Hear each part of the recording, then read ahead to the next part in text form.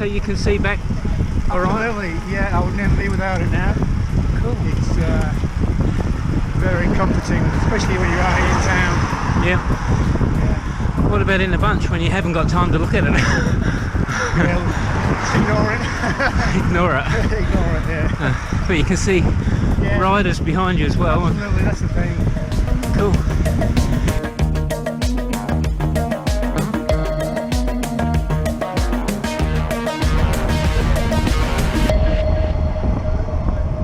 Well, all vehicular traffic uses them. Cars, buses and trucks, motorbikes and mopeds. And what is it? It's the rear vision mirror. So why not all people who ride bicycles? Why don't we all use rear vision mirrors? Well, frankly, we have the road bike rider who thinks he's just too sexy to use a mirror anyhow. Then you have a mountain biker who probably wouldn't even need one, and even if he did, would break it all the time anyhow. So that really only leaves commuters and people who ride recumbent bicycles. So big reason is mirrors are too big, they get in the way, they're not aerodynamic, they're ugly, and quite often not effective as well. And also, do they actually add to your safety on the road anyhow? Now, if you have some sort of permanent neck and shoulder problem where it's painful to turn around too far or too quickly, then a rear vision mirror is a really good idea for you. Now, the different styles of rear vision mirrors, first of all, you can get bar end mirrors. You can also get mirrors that mount elsewhere on your bike. You can get little mirrors that mount on your helmet. And you can even get really, really small mirrors that mount on the inside of your glasses or your sunnies. Now, before you conclude a rear vision mirror isn't really for you, here's a mirror that may just change your mind. It's really, really small. It's very lightweight. It's almost invisible to see on your bike, and it folds away. So if you're at a cafe and you lean your bike on a wall, or you put your bike in the back of a car, it folds away so it doesn't get damaged. It's called Corky. It's a minimalist rear view mirror, and in this video we're going to test out to see just how effective it really is in practice. So this is how the Corky mirror comes. It's blister packaged and it comes with its own 3mm Allen key for installation. Once you get it out of the packaging, it's completely assembled and weighs just 16 grams. The mirror swivels around the plug body as well as twists to get your viewing angle right. And when you close it up, it looks just like a normal bar end plug. Installation was simple. I've removed the existing bar end plug on the side that I wanted the mirror to be, and then the body of the Corky mirror slid directly in and replaced that plug. Tightened the Allen head and it was ready to go. Now there's two options for movement. First of all, you've got to have your hand on your drop anyhow on that side. So you would just use your fingers and you just move that little lever here and it goes all the way around 360 degrees all the way around the bar end itself. Then you have the mirror itself is on a little ball socket joint and that moves all the way around as well. So with those two angles, I guess they've worked it out. You should be able to see any angle you want at the back and get it right. And the other thing of course is to pop it away. You just click like that and it just looks like a normal bar end. Let's get out on the road and test it. And the right way, so that easy, that way. Yeah. But the problem is...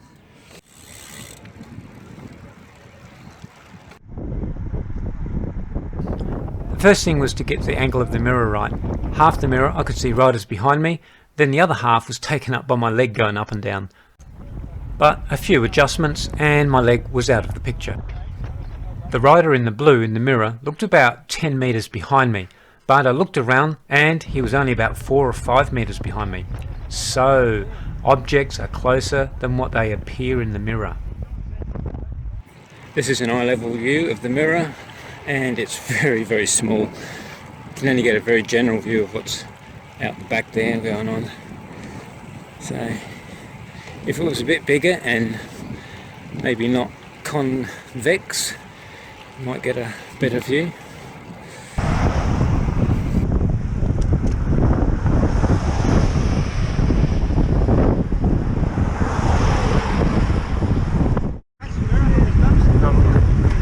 We just had that milk truck past us and we were just going around the corner and I couldn't see it in the mirror. And then you could hear it though, you could hear the truck coming, but I couldn't see it in the mirror before he was virtually on us.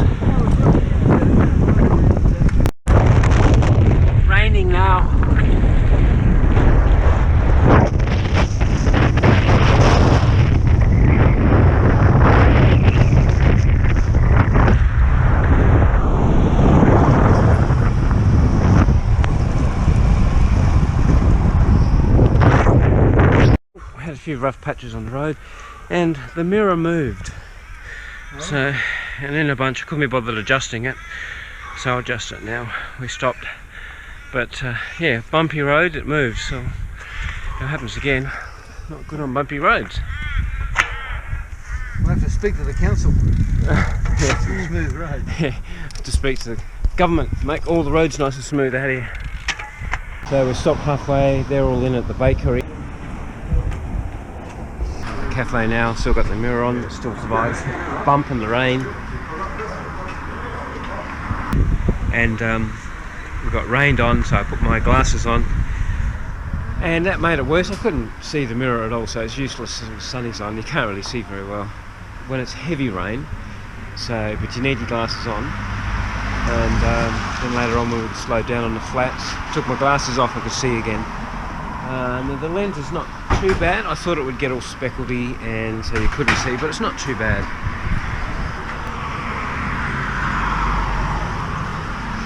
So it's not too bad when it gets wet. You can still see quite clearly.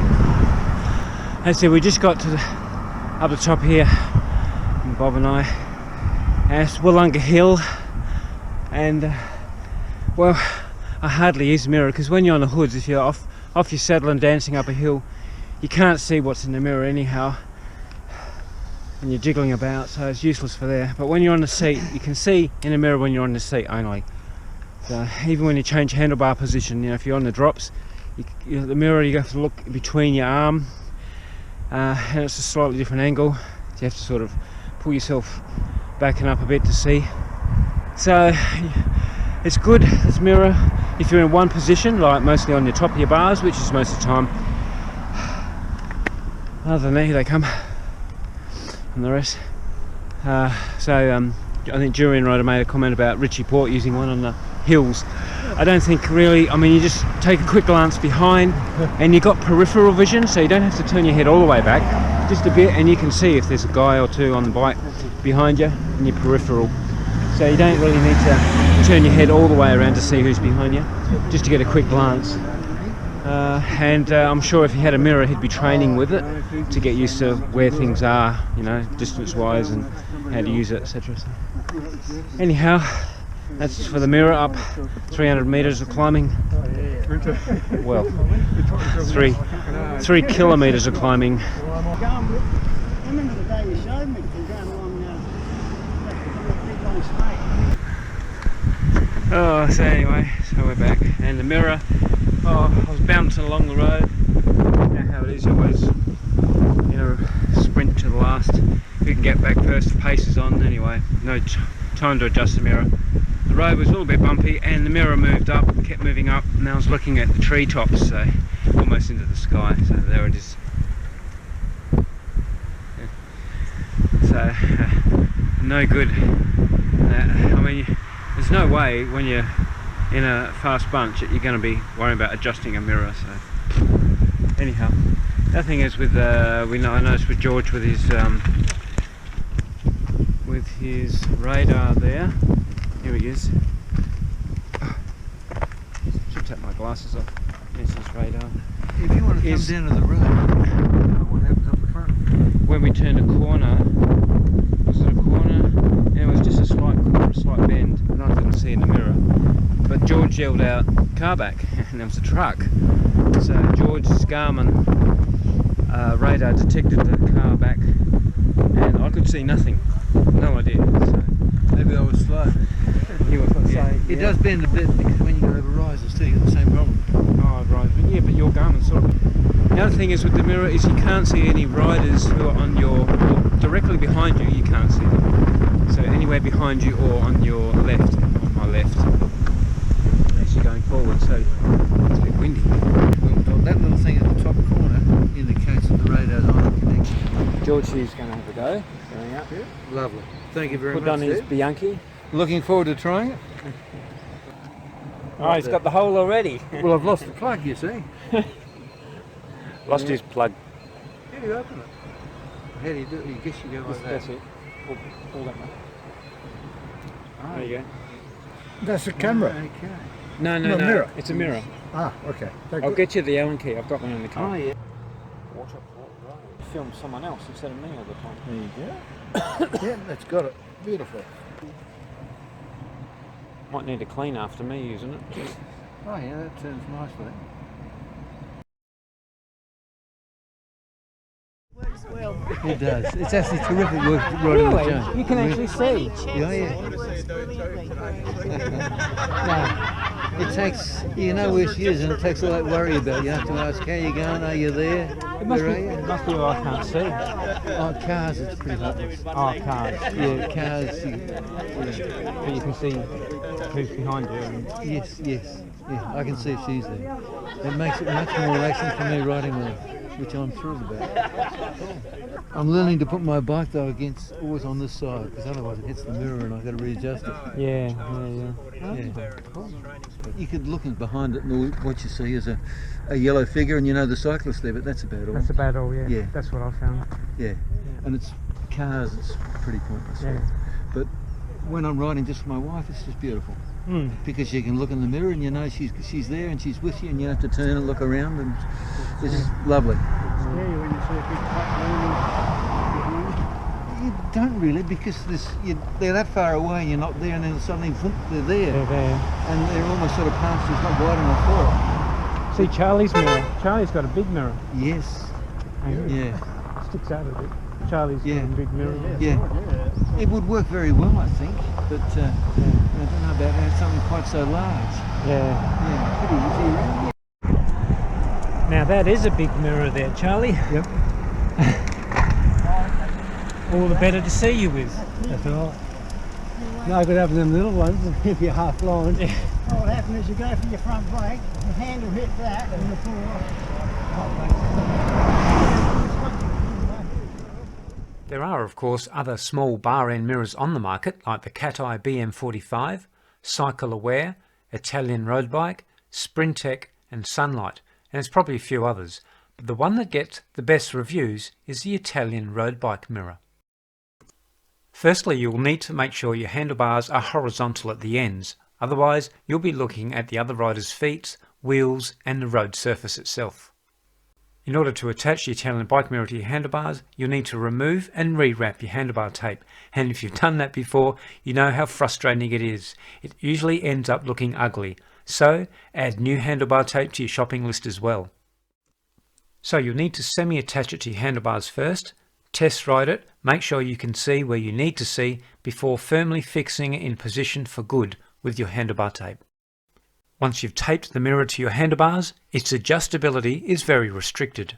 But there's also an advantage to this. It's less likely to be bumped out of angle when riding, leaning or transporting your bike. The Italian road bike mirror is also slightly larger than the Corky mirror. And lastly, there's nothing sticking out. It just looks like part of your bar ending.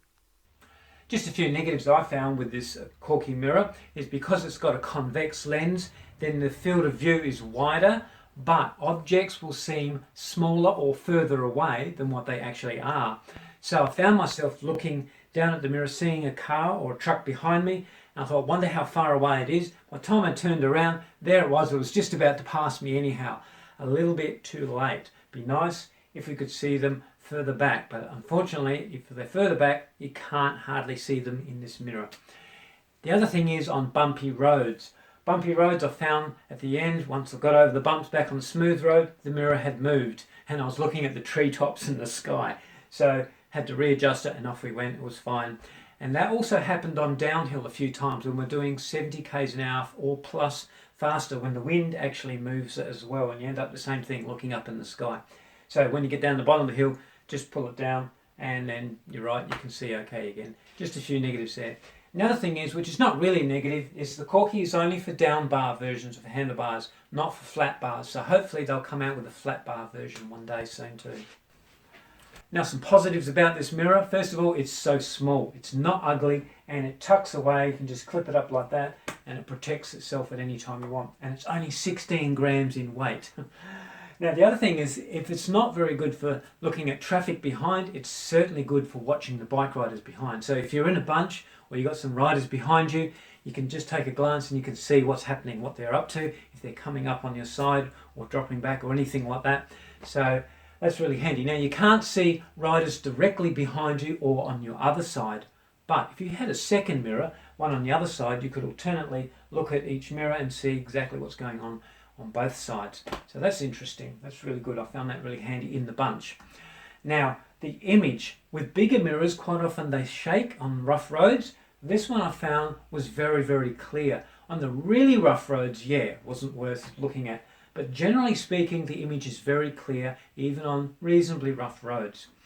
The other thing is in the rain, I rode a few times in the rain, and without your glasses, just looking directly at the mirror, very, very good, because the surface of the mirror is glass and the water droplets seem to disperse more, so there was less droplets on the mirror surface, so you could see a better image, unlike a metal or a plastic mirror surface. And the other thing is its adjustability. It has a huge amount of adjustability, and that's great because not everybody rides in the same position. So if you want to adjust something, your arm gets in the way, your leg gets in the way, or for any reason, you can certainly adjust it, and it's easy to adjust as well.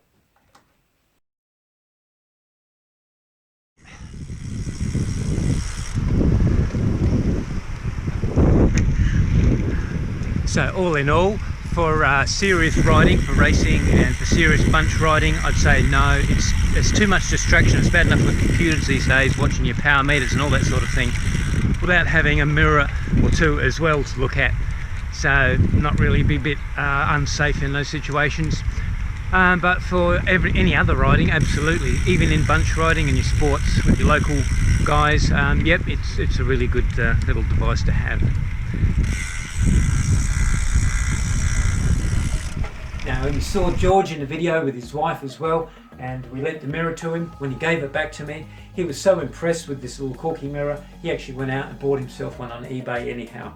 So that's it for this Corky mirror review.